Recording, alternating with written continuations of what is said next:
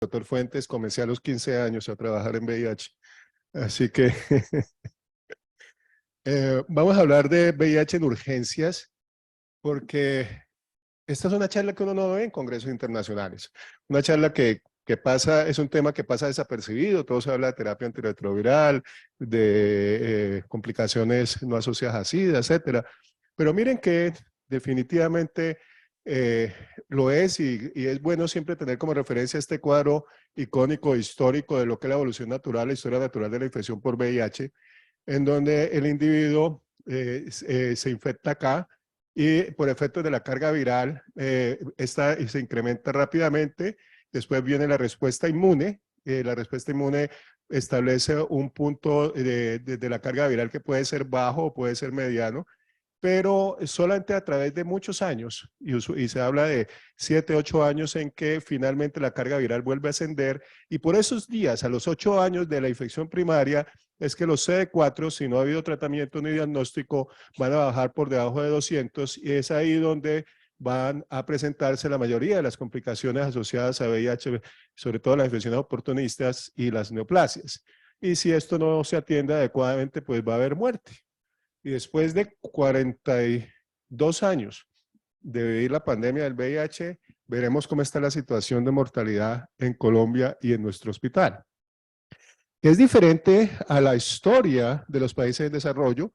Esta es una gráfica muy conocida del CDC, ya desde hasta el 2008 estaban llevando los datos, donde en el momento en que emergió la terapia antirretroviral altamente efectiva, se amputa la mortalidad de forma rápida, y a mí me tocó vivirlo porque yo estaba entonces en Miami. En cuestión de meses se cerraron las salas de VIH-Sida en Estados Unidos, la mayoría, y la mortalidad bajó a un punto de base.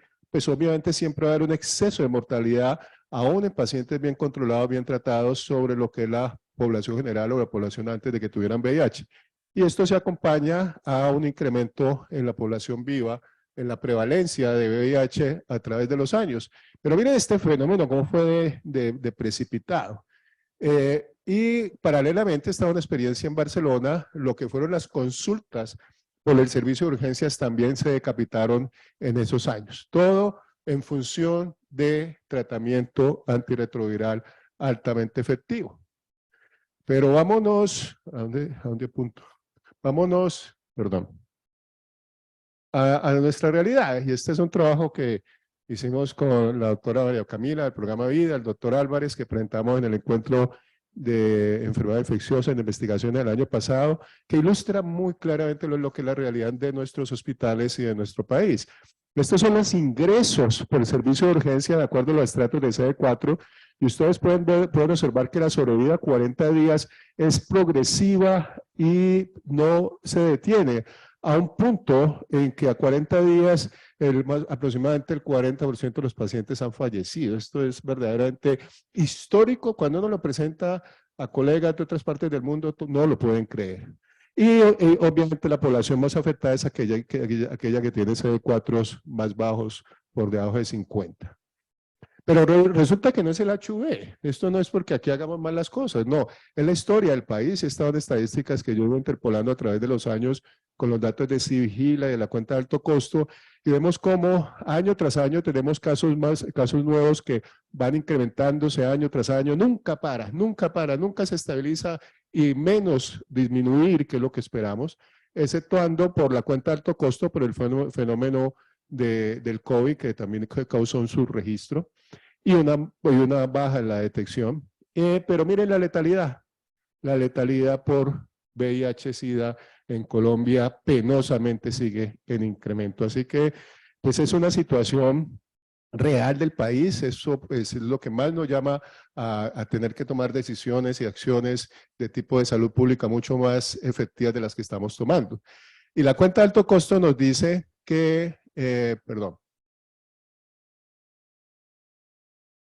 en efecto los pacientes, esta es el último libro o del año pasado, donde se observa que la mediana de los CD4 de los pacientes que se diagnostican en Colombia, esos 12, 14 mil por año, los nuevos, es menos de 300, y se define como presentación tardía todo individuo que se diagnostica con CD4 menor de 350, presentación tardía, y también ustedes pueden ver cómo el 35% de estos individuos se diagnostican en estadio 3. Estadio 3 es SIDA. 35%, más de la tercera parte.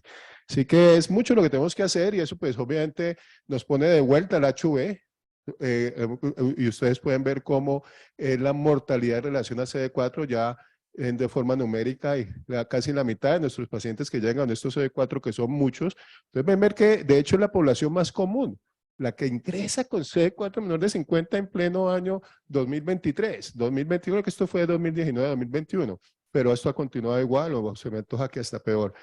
Y la mortalidad global fue del 24%, pero son mortalidades muy altas a raíz de esta problemática de salud pública que tenemos en el país.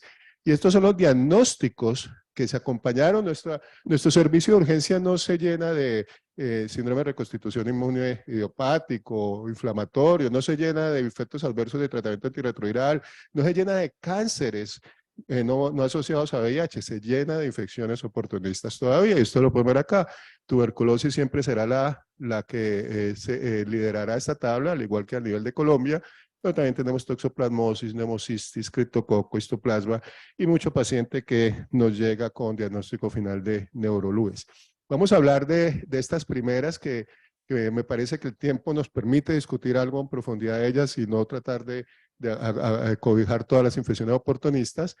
Esta es el Pneumocystis jirovecii, que pues antes era Pneumocystis carini, antes era un parásito y ahorita es un hongo, ya desde hace unos 30 años. Y como tal, se tiñe con tinciones para hongos, como son la plata metenamina, que ustedes la ven acá afuera, o si no, algunas como Ginza o Paz también van a ayudar a hacer tinciones, son hongos unicelulares. Y la infección por neumocistis, la prevalencia de neumocistis es muy alta en la población general, pero solamente el paciente inmunosuprimido va a tener problemas con neumocistis. Y el paciente con SIDA va a caracterizarse por fiebre prolongada, tos seca, disnea. Pare de contar, puede haber pérdida de peso, obviamente asociado a su SIDA, pero no esperen más.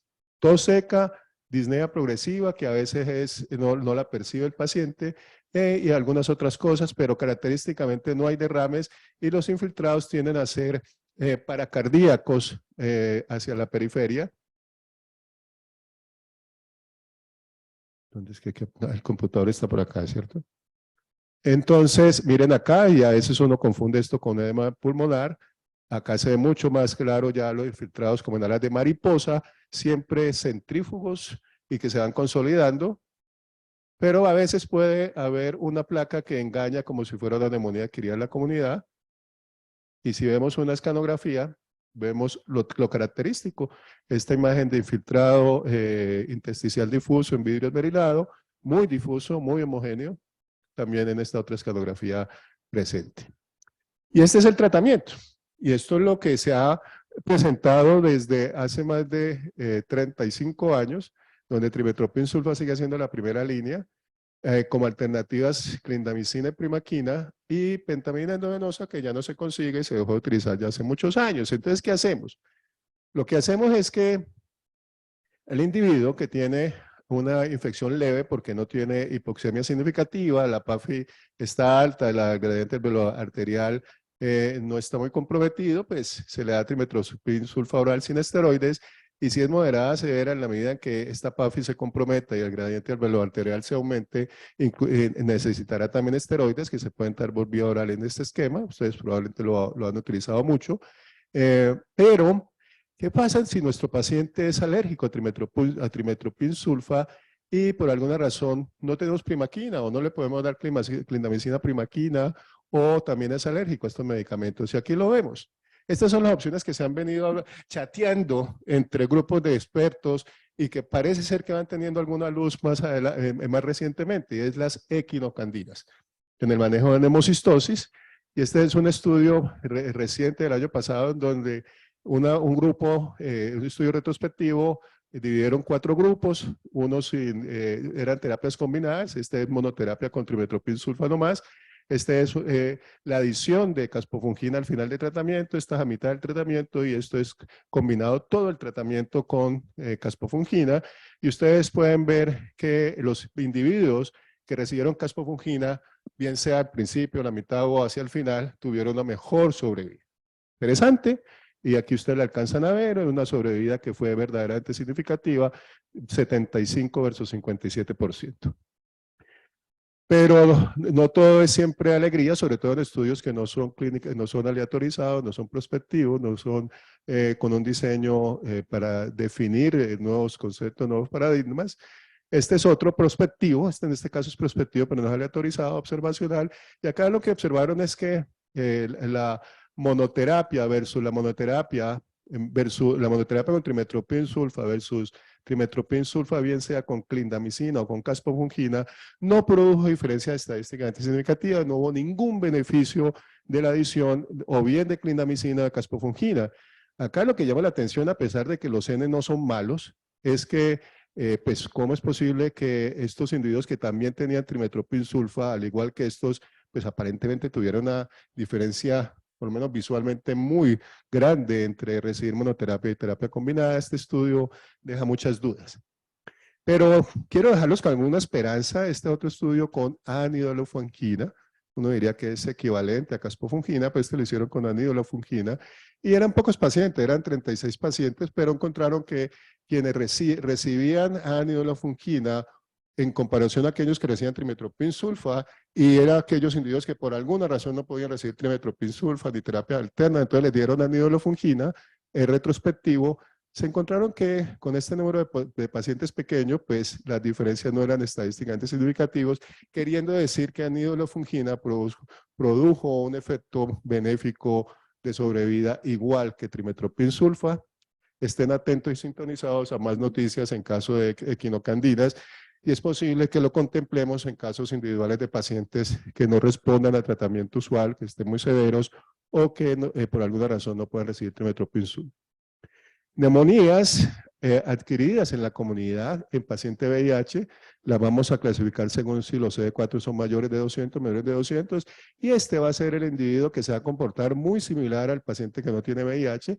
Los mismos agentes etiológicos, siempre va a aparecer tuberculosis en los diagnósticos de neumonía adquirida en la comunidad, a cambio de los que tienen CD4 menor de 200, donde aparece ya nemocistosis, nocardia, pseudomonas, no olvidar pseudomonas en una neumonía adquirida en la comunidad con CD4 bajos, y también hongos y virus. Pero quería hacerles simplemente esta alusión. Esta es una neumonía lobar, como ven ustedes acá, otra lobar en pacientes que han tenido VIH, y aquí lo que vemos en la tinción de Gran es esta diplococo que parece como dos frijoles unidos. Esto es un neumococo, y el neumococo, quiero recordarles que en Colombia no se estima relevante pensar en neumococo resistente a penicilina o con sensibilidad disminuida a la penicilina. No se va a dar ceftriaxona porque se sospeche neumococo, aún habiendo criterios de riesgo para otros países o otros protocolos. En Colombia, todas las sospechas de neumococo se pueden tratar con ampicilina o ampicilina sulfatal. Toxoplasmosis, muy popular en nuestro hospital, muy frecuente. Todo esto lo vemos. Estas son escanografías de nuestros pacientes de acá. Con resonancia, pues obviamente se delimita mucho mejor y vemos que ya aparecen múltiples, no solamente en ganglios basales. Y el toxoplasmosis va a ser una infección que se presenta hasta el 70% de lesiones focales en el sistema nervioso central, hasta el 70% van a ser múltiples, no solamente en ganglios basales, pueden ser en cualquier anatomía cerebral, y la resonancia va a ser más útil para tomar decisiones, a veces la escanografía, y aquí vuelvo y les pido un favor, no pidan en pacientes que tienen sospecha de neuroinfección con o sin VIH, no gasten la plata ni el tiempo pidiendo una escanografía sin contraste. Esta solamente es útil cuando ustedes están pensando en un ictus vascular. Pero si es una neuroinfección, es un proceso de 2, 3 días, 5, 10, 15, no pierdan el tiempo, ni la plata pidiendo una escanografía en contraste. Pídanla con contraste, esperen la creatinina, esa espera de 2, 4 horas es muy importante para el paciente, para el pronóstico del paciente. Así que el gold estándar debería ser resonancia, Es lo que debiéramos pedir siempre, pero obviamente miramos el escenario en cada una de nuestras instituciones a ver si esa disponibilidad es inmediata o si no la escanografía contrastada es ok. Pero miren lo que pasa con una resonancia. Aquí vemos estas dos lesiones y aquí vemos una sola. Pues este es una toxoplasmosis cerebral y esta también muy tentativa para considerarse toxoplasmosis cerebral resultó ser un linfoma. Y todavía es cierto, aunque no una definición absoluta, que cuando son lesiones únicas hay que pensar más en linfoma del sistema nervioso central más que en toxoplasma. Aquí es donde uno le gustaría hacer una espectroscopia o hacer un PET scan, hacer otros estudios gamagráficos también para diferenciar si eso es tumoral o infeccioso. Muy importante, la IgG positiva, siempre la vamos a pedir, siempre, pero solamente para saber si el individuo está a riesgo, no para hacer diagnóstico. La IgG negativa no la excluye, hasta un 17% de los pacientes con toxoplasmosis cerebral pueden tener IgG negativa. IgM en suero no la pidan, no sirve. El líquido fluorraquídeo tiene también poca utilidad y la PCR será útil cuando se pueda hacer la PL con una sensibilidad hasta un 70%. Es una de las PCR difíciles de conseguir porque requiere una tecnología específica que no está disponible en la mayoría de los sitios. El dilema terapéutico en Colombia, ustedes saben que lo que debiera utilizar el mundo es sulfadiazina pirimetamina, eso es lo que está validado, y que en caso de que no haya sulfadiazina, como es la realidad de nuestro país desde hace muchos años, la opción igual, equivalente es clindamicina pirimetamina. Clindamicina pirimetamina, pero ustedes, ¿cuántos de ustedes tratan de toxoplasmosis con cierta regularidad? Levanten la mano como para tener una idea de cómo estamos aquí en el auditorio. ¿Toxoplasmosis cerebral? ¿No? Unos cuantos, bueno.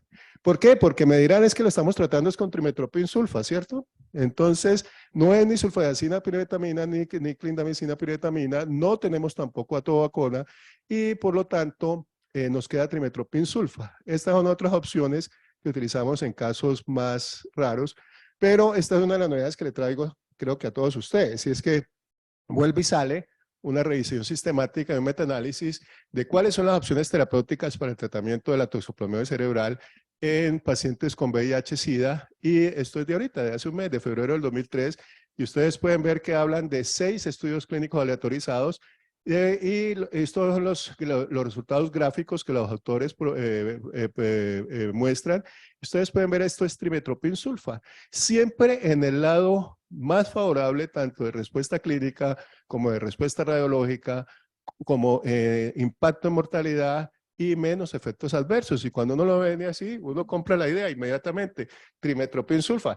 ¿Qué estamos haciendo en el HIV? Estamos dando trimetoprim sulfa como monoterapia, es cierto, pero los residentes lo saben muy bien cuando han pasado por infectología que siempre tenemos un bemol y una cuota de escepticismo al respecto, y se las voy a decir por qué. Porque de estas gráficas, de esa misma revisión sistemática, estos son los 5 estudios clínicos autorizados y uno que es de escalación de dosis, y de esos 6 estudios solamente hay 2 que evalúan trimetoprim sulfa como monoterapia, 2 nomás, después de 40 años de tener toxoplasmosis. Y uno de ellos es con 10 pacientes en cada grupo. Y otro es con 37, con 35 pacientes en el grupo de sulfadiazina pirimetamina y 35 en el grupo de trimetoprim sulfa. ¿Es eso suficiente para definir un nuevo paradigma de tratamiento de la toxoplasmosis cerebral? Definitivamente cualquier epidemiólogo o cualquier médico, cualquier persona dirá que eso no es suficiente evidencia. Pues eso lo entendemos muy claro, a pesar de que todo el mundo lo está haciendo. Lo que hicimos nosotros en el HV es tratar de validar un poco este concepto. Dábamos clindamicina pirimetamina o clindamicina trimetoprim sulfa hasta hace unos 5 años. De 5 años para acá estamos recogiendo datos de monoterapia con trimetoprim sulfa en un hospital con alto volumen de pacientes con toxo, que esperamos en ese estudio ambiespectivo, cuasi experimental, poder definir un poco mejor la evidencia en favor o no de trimetoprim sulfa comparando el protocolo anterior con el actual. Criptococosis, otro de nuestros grandes retos. Es altamente frecuente en nuestro medio, es una de las zonas en el Valle del Cauca endémicas, usualmente en este rango de CD4, bajos.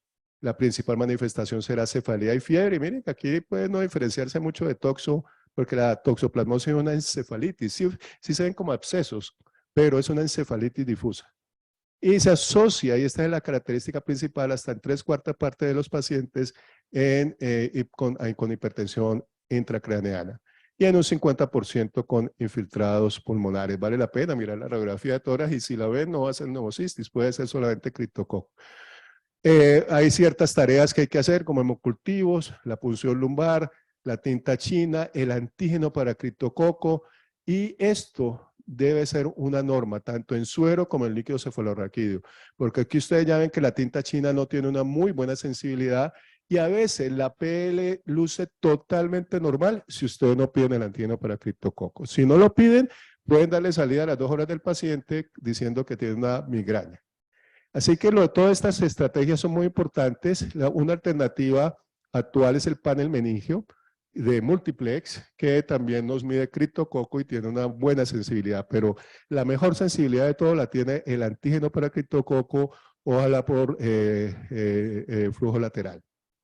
Y los cultivos con un buen volumen para toda infección meningia es importante. A veces vemos quistes, a veces vemos colecciones subdurales, pero muy frecuente vemos estas lesiones que son bien delimitadas, de bordes indurados, umbilicadas y con un centro a veces costroso, necrótico. Esto es una de dos cosas en VIH, o es criptococo o es histoplasma, pero más frecuentemente de esta manera va a ser criptococo.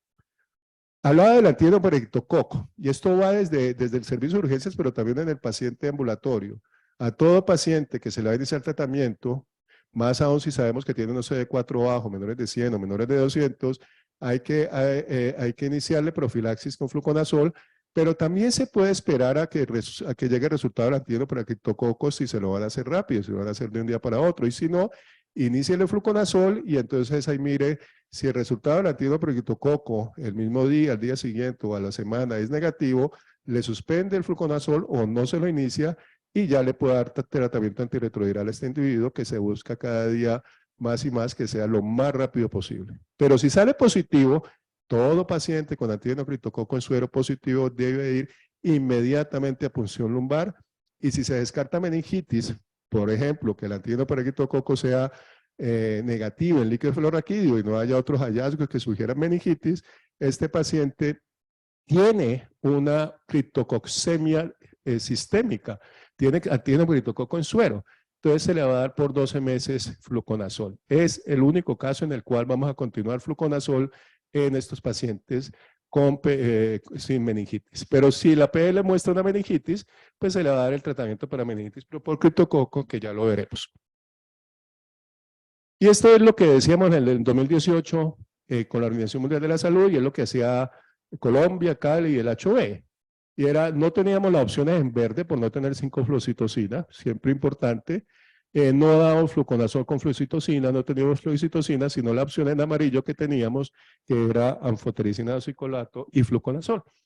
Y eso era, con eso tratamos las criptococosis y nos fue bien, no fue tan bien en muchos casos, pero muy importante comenzar a cambiar ese paradigma por algo que surgió el año pasado y es muy importante, es el estudio Ambition, y es ya una estrategia que está en la guía actual de enero de este año de la Organización Mundial de la Salud en el manejo de criptococosis meningia, en el cual una dosis única de anfotericina liposomal de 10 miligramos por kilo, una dosis única.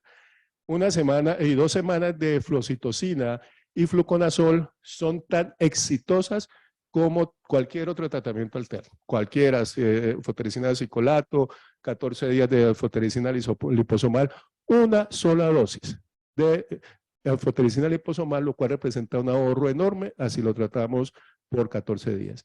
Y finalmente, después ya se pasa a la fase de mantenimiento, ya después sí se continúa con la fase de terapia supresiva. Pero ustedes pueden ver que no hay ninguna diferencia. ¿En dónde sí hubo diferencia? En efectos adversos. Mucho menores en los pacientes que recibían anfotericina liposomal una sola dosis. Por lo tanto, acá ya estamos haciendo el esfuerzo. Falta que una guía en Colombia nos oriente y nos defienda y nos promueva el uso de esta dosis, pero en donde no haya inconvenientes es útil pensar en esta dosis única.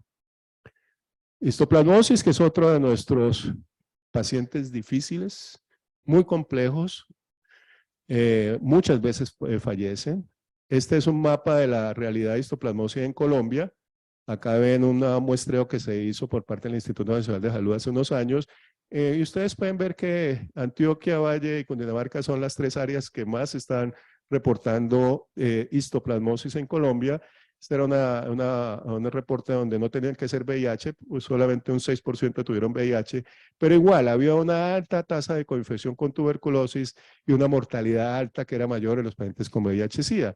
Esto lo menciono para recordarles que, al igual que el criptococo, histoplasma es zona endémica el Valle del Cauca es zona endémica para histoplasmosis. Ya tenemos dos infecciones fúngicas que tenemos que prevenir y considerar en el servicio de urgencias.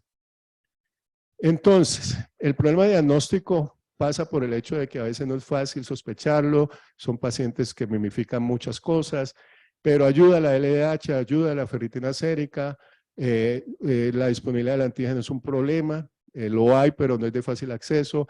La capa gruesa de leucocitos, donde hacemos tinciones de Romanowsky o de Ginza, de Ray para mirar hongos intracelulares, hacemos también obviamente micobacterias, cultivos, a veces no son de buena sensibilidad y los cultivos no son de crecimiento rápido. Así que hay una alta necesidad de sospecha clínica y ojalá de disponibilidad del antígeno urinario para histoplasma.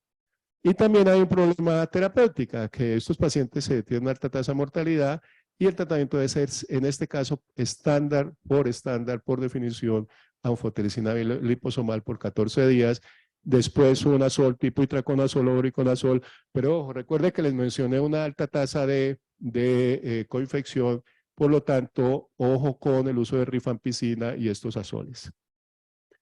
Dos palabras acerca de iris, son manifestaciones atípicas, parece ser que el paciente se empeorara después de iniciar tratamiento.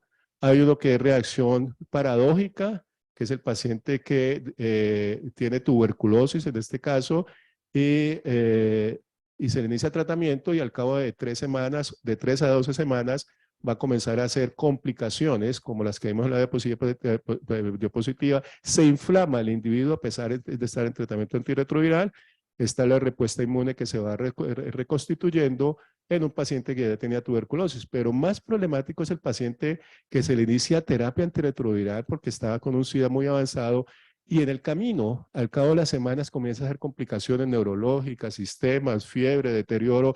Él está haciendo un desenmascaramiento, está dejándose ver esa infección oportunista que no se había visto antes por no haber sistema inmune. Esos son dos síndromes que hay que tener en cuenta. Afortunadamente, recordar que la mortalidad principalmente no es por iris, sino por el mismo SIDA, así que la premura sí es iniciar terapia antirretroviral. Y aquí vemos cómo mortalidad por VIH es extremadamente desproporcionada frente a la escasa mortalidad por iris. No hay que tenerle miedo al iris por aquello de la reconstitución inmune. Este es el SAPID, donde también solamente 2 pacientes de 80 murieron con iris, mientras que la ausencia de terapia antirretroviral produce una tasa de mortalidad muy alta en estos pacientes y lo podemos tratar podemos prevenirlo con esteroides. Este es un estudio que salió hace unos años donde si damos esteroides a un paciente que le vamos a iniciar tratamiento para tuberculosis a esta dosis de 40 miligramos por 2 semanas y después 20, digamos, se prevenía de una forma significativa e importante el iris y el paciente no iba a tener ninguna complicación seria. Cada vez que inicien tratamiento de tuberculosis, consideren uso de prednisona para prevenir iris. Y hay 2 aspectos en los cuales se cuestiona ese dogma que existe hoy por hoy de iniciar tratamiento rápido, ya, hoy mismo, ojalá hoy mismo, pero la OMS dice que puede ser hasta dentro de 7 días.